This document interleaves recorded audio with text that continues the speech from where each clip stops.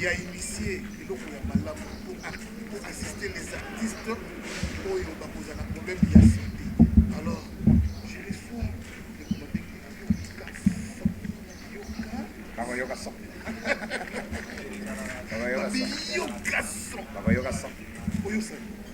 de puisque au moins il fallait soutenir la première dame. Mon initiative wana ba mususu parce que bamususu bazozela bato bakufa po basala ya mais ozomona première dame alobi nakoki kovanda bonte nazosoutenir artiste na soins médicaux donc ezali gratuit ezali mpe gratuit ya koloba te moto na mwana na ye na famille na ye bango nyonso bazozwa donc soins médicaux ofele nazo biso ofele papa et ofele nazo biso ndoto te ofele omoni baidea boye eza na poto biso biso tokamala eza makambo ya poto esalamaka na poto assurance ya boye donc esikala kosalama te na bango eza baide tozalaki nango po tozalaki kosenga tozwa bato ya bolingo ya baoyo bolingo mpenza ezali première dame aza wana mpona kosala mais aye mpona koede baartiste puisque bazali kosala mosala pour service ya peuple congolais koédike po peuple mais eloko nini ekoki kosala mpo bato wana basepele il faut kozwa bango en charge mais bazalaki déconsidéré ezalaki kaka bakufa bakunda mais cette fois-ci avec ma première dame alobi te nazozwa bino en charge. Voilà pourquoi yoga son na kuiko vanda te fona kitana ba bisika ndenge wana po to beta son ba yoga yango en désordre oboy fachi bici mobiliser pembeni awo okati si okengam donc avec fachi tout va bien totie bateau totie ba cano rapide pour la bateau douce pour boy fachi oboy fachi ka se plaza hein oboy otiki biso na kimia puisque fachi azawana hein.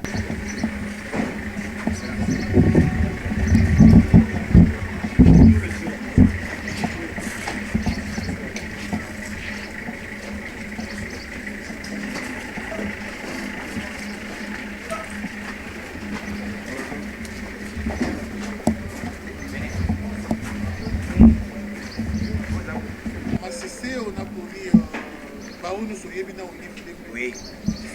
Différence ezali à maman Aziz. Merci beaucoup. Merci occasion. Je vous prie de vous asseoir. Pour favoriser l'artiste. L'artiste bazalaki il faut pas pouvoir pas que nous les bembe pas que ça bon autant. Mais avant il faut ça les locaux il faut toujours d'abord montoise ou azali en considérer. Première dame a suivi considération de bigété. Nous avons bien en charge non seulement pour nayo, na famille nayo, na bana na bino. Donc voilà le logo ils allaient impressionnable. Tika le ça matin na Congo. Mutombo idée à boy. Yamozo senga ke. Iko alo ngana manda moko. To balo ngana manda mi bale. Non, tozo yebate. Mandat to éviter mon voyage c'est voyage. Yoka sont des élections en 2023. Élection puisque avant toute élection il faut que le recensement. Photo recensée par Congolais, tu as combien, tu as élection, et puis il fallait couper sa carte, une photo dans la carte d'identification. Puis surtout dans la carte, net la minute Congolais, il faut d'abord identifier les Congolais. Tu as combien, après l'identification, nombre de alliés, et d'ailleurs, vie, crise économique dans le pays. Non, eza makambo ya kozana kombola makambo failite. Eza likambo ya réalité. Est-ce que Nathan oyo zo na billet tozana ngo? Élection kosala. Oui, aux États-Unis d'Amérique. Oui, si que bato bazana ba billet komata. Ba lobby vu la crise économique et les élections aux États-Unis sont reportées. Kaka biso. Donc, il faut que le bâti que toujours ça l'impression ya ko le bâti. Et réalité, ezo monana. Si ko yebisa biso yo kaso de monde de la bino. Tous perdre déjà INC, la cash, FCC coalition de Wakine na Kufa, tout remplacer par mon abandon. Mais na kusi tout na fayo na bon, tu travailles na bateau, bazali, tu travailles na bateau, bazana bolingo, yamboka. Mais tu travailles non. Mais na ibso bazali, même na FCC wana ezana bateau, bazana bolingo. Mais eloko bazo banga ezali que bazo banga état de droit, bazo banga frappe ezoya. Voilà au moins quand na bango bazo banga l'état de droit. Vous avez inspecté, vous avez inspecté la côte ici, place, vous avez pas Angola, mais tourisme. Oui, mais c'est par là que nous demandons, puisque même la météo occasion, peut-être qu'il y a autant de autorisation, c'est lié. Mais il y a toujours le bas, Nambo Cannabis, surtout Yebisa Kiba.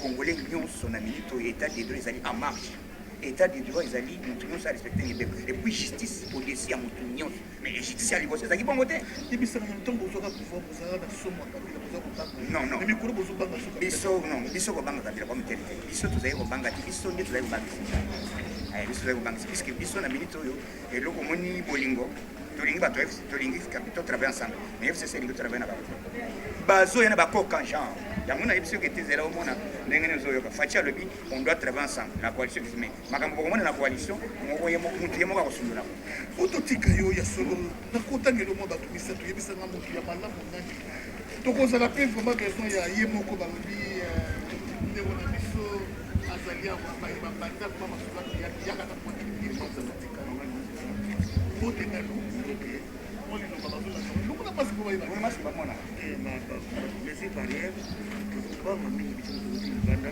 mpona tomema este surtout yoselaki comédie olobiki kokona virus tozolokona tolokona yo nde tekeniki okona virus so oza sina commande otinda na ya sona batasi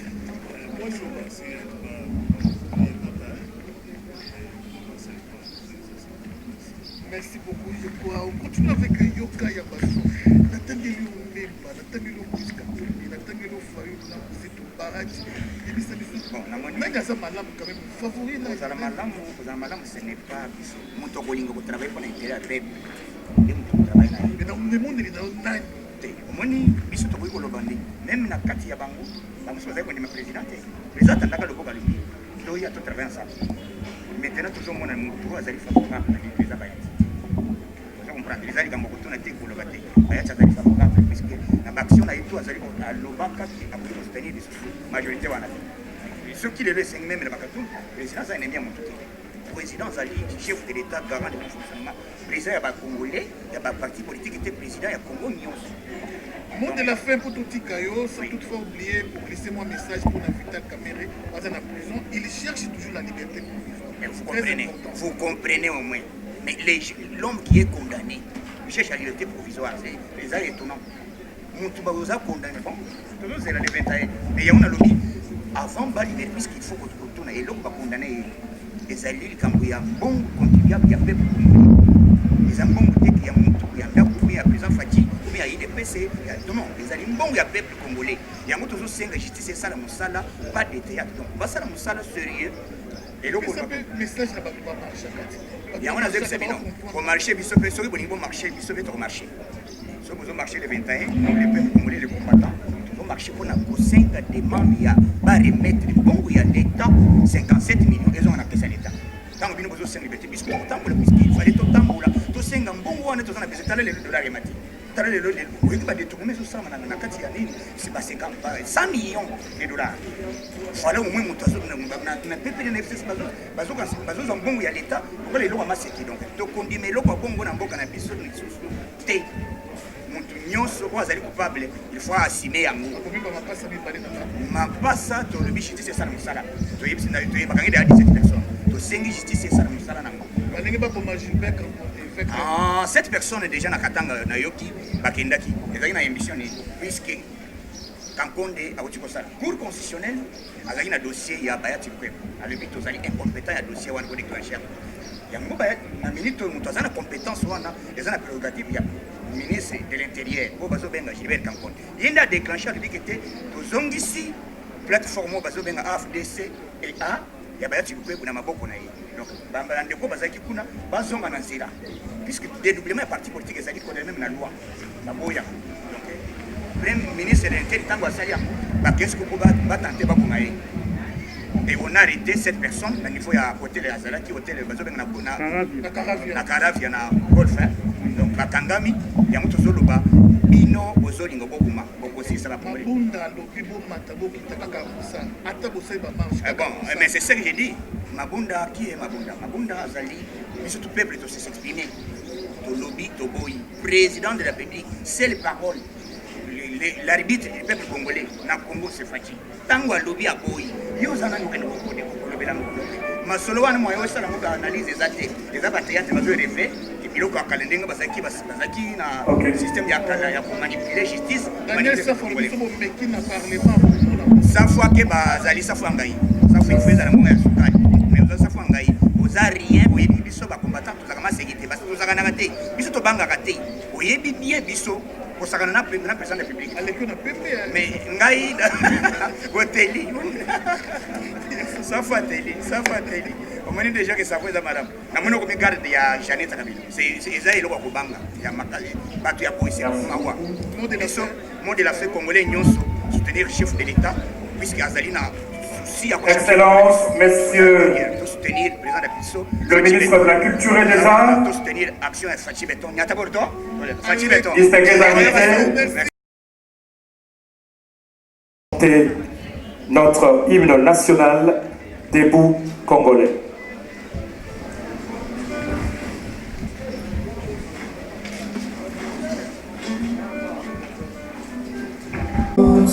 Restons au fond, longtemps courbés, et pour le bon, prenons le plus bel élan, dans la paix, au peuple ardent. Par le labeur, nous bâtirons un pays plus beau qu'avant, dans la paix, citoyens. Entonnez l'hymne sacré de votre solidarité, fièrement saluez l'emblème d'or de votre souveraineté. Don béni Congo, des aïeux Congo, au pays Congo, bien-aimé, ta grandeur, 30 juin au doux soleil, 30 juin du 30 juin, jour sacré, sois le témoin, jour sacré de l'immortel, serveur de liberté, que nous léguons à notre postérité pour toujours. Merci beaucoup. On applaudit. Mutuelle de santé, des artistes, dans un premier temps, comédiens. Et la suite va suivre. Ça ne s'est jamais produit des mémoires de l'histoire de notre nation. D'où vous allez constater et remarquer de l'émotion dans le visage des artistes ici présents parce qu'ils n'en reviennent pas. Ils n'en croient pas leurs yeux. L'émotion est totale, la joie est à son paroxysme. Maman Blandine, qu'est-ce que vous en dites? Solo penza matondo mingi mwana mboka bodo na esengo ya komona penza ba imboka oyo ba pikami penza awa oliboso na biso pona ko sepela penza na to ba ete nteke pona mesalama te na kati ya République démocratique du Congo kasi lelo penza to ye awa na milu minene o mikoleka na awa komona penza ba iba artiste na biso o ba sepelisa biso uta tozalaka bomwana nyonso na kino lelo ba koko bakaka bongo mama na likambo ezali mingi ya koloba ezali te tokomona ngo tokoyeba mama na likambo esika sika tosili kozwama pamba te esengo eleki ndenge mwana mboka boda oti koloba soki otali baartiste na biso okomona bilongi na bango bakondima te kasi esalemi donc eza makambo ya nzambe na bana na ye kasi ekosuka wana te basusu bakoloba ete eza kaka mpona bango to mpe ndenge nini balobi malembe mwana mboka Koffi Olomide ayembaka malembe tokokoma donc tozala kosepela na milulu kitoko oyo tolingi tobanda penza elongo na ministre na biso lulu oyo mpe mwana mboka Dani Bokombe Tsunami ye azali kobikela bongo na mboka France na Paris kasi asukaka wana te miso na ye ezalaka na ngambo ya République démocratique du Congo matoi na ye mpe ezalaka na kati ya République du Congo mpona kotala kaka vie sociale ndenge ezali kokenda mpona kolandela mwa makambo mike oyo ekosimba te na kati ya mboka kasi balobi malembe tokokoma donc nakopesa mpenza malobe mpe ya mwana mboka Bodo rock mata poto koba po balobi ete ngonga ezali ngonga. Merci beaucoup. Je suis là à côté de toi, Blandine Baki, oui. Parce que c'est la joie, c'est la fête. Alors, Tous ceux-ci qui ont bercé son séjour européen pendant l'exil et de retour au pays, elle s'est dit non, elle devait faire quelque chose pour ces gens. Malgré la famine, malgré la misère, malgré les piatas, ils se donnent cœur et âme pour non seulement rehausser, hisser très haut l'étendard culturel de notre pays, mais aussi pour mettre la gaieté dans nos foyers. Vous savez, le Congo, c'est une nation qui est terrassée dans sa partie est par des guerres et tout. Alors, n'eût été l'intervention des artistes, on allait connaître des dégâts, des AVC, des stress. C'est pour dire que ces hommes et femmes de la culture ont un grand rôle à jouer. Merci, Maman Denise Nyakeru, si on peut applaudir très très fort. Il est valablement représenté par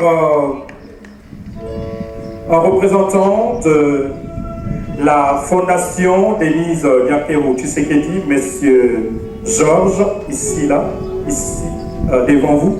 Il va prendre la parole au moment opportun. Merci beaucoup à la Fondation Denise Nyakeru Tshisekedi. Merci à l'Association nationale du théâtre populaire et cinéma pour la remise des cartes avec le soutien de Maman Tani qui a pris son vol pour apporter son soutien à l'organisation. Vous allez nous excuser pour quelques petits pépins dus à l'organisation. C'est une œuvre humaine, ne nous en tenez pas rigueur. De toute façon, les artistes ont toujours été cool, compréhensifs et fair play. Merci beaucoup. Alors pour ce faire, nous allons inviter sur ce podium le numéro 1 de tous les artistes comédiens de la République du Congo réunis au sein de l'Association nationale du théâtre populaire et cinéma, ANTPC en sigle, Son Excellence Monsieur l'ambassadeur de la paix, Ndongi Mambimbi, Yala Kayala, Fumu. Il va venir prendre le micro pour le mot de circonstance. Mais avant tout, le théâtre étant très bien organisé, avant le mot de Monsieur le Président, nous allons chanter l'hymne des artistes, l'hymne de la NTPC. Et mon voisin micro.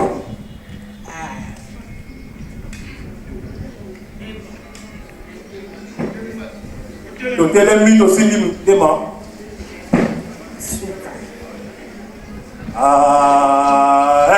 NTPC, monde des artistes et comédiens. NTPC,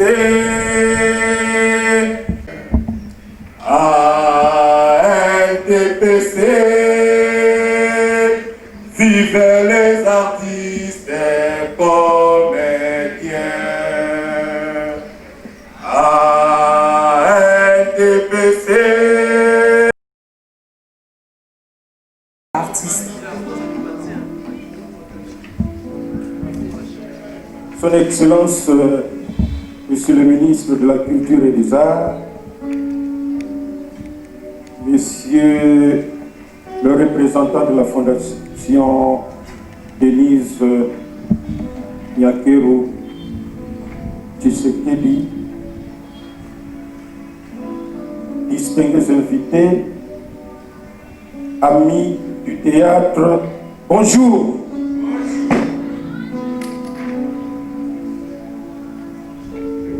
Le 15 mai 2020 restera marqué dans la mémoire des artistes comédiens d'une manière indélébile. Cela veut dire que nous n'allons pas l'oublier de sitôt. Jamais nous n'aurions cru que nous pouvions nous retrouver aujourd'hui pour fêter la sortie de la mutuelle des artistes comédiens. De plus en plus, nous sommes en train de nous dire que, même si cela ne peut être qu'une réflexion humaine, mais c'est comme si Dieu est un grand fanatique des artistes comédiens. Applaudissez pour ça, s'il vous plaît.